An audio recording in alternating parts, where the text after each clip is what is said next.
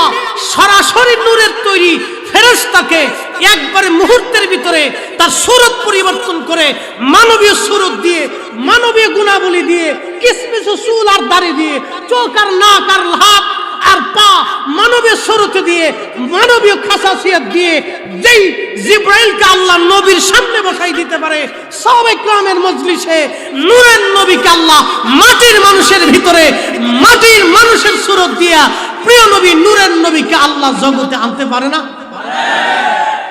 আমার কিছু ভাই সাহেবদের বিশ্বাস করতে কষ্ট হয়, কে কিছু ভাই সাহেবদের বিশ্বাস করতে বিরাট কষ্ট, এটা মানতেই নারাজ, খুব কষ্ট হয়ে যাচ্ছে। এমন শরীরে চুলকানি লাগছে রে ভাই, খালি চুলকা, মাঝে মধ্যে দাড়ি চুলকা। আর যদি মিলাদে বসে তো যে কি যে চুলকাই রে ভাই, এ মনে হয় যে একবারে দোজখখানায় চলে আইছে, কি যে গুনার কাজও করতেছে।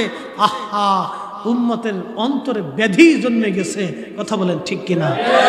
এমন ব্যাধি, এই ব্যাধি তাড়াইতে হলে তাকে প্রিয় নবীর প্রেমের মজলিসে বসতে হবে, দুরুদের মজলিসে বসতে হবে।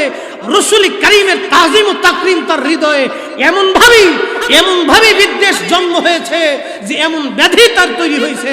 আল্লাহর কসম, এই ব্যাধি নিয়ে যদি সে কবরে চলে যায়, হে মুসলমান, তোমার সিজদা তোমাকে জান্নাতে নিতে পারবে না, তোমার রুকু তোমাকে জান্নাতে নেবে না, তোমার হাত তোমাকে জান্নাতে নিতে পারবে না, তোমার তাহাজ্জুদ তোমাকে জান্নাতে নিতে পারবে না, তুমি খোদার ঘর ধরে কেঁদেছো তাও তোমাকে জান্নাতে নিতে পারবে না, যদি হুজুরি করিমের তাজিম তাকরীমের বিদ্বেষ তোমার কলিজার মধ্যে রেখে কবরে চলে যাও।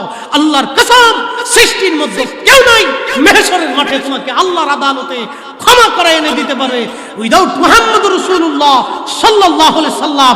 আল্লাহর নবী ব্যতীত সৃষ্টির মধ্যে আর কেউ নাই, কথা বলেন ঠিক কিনা?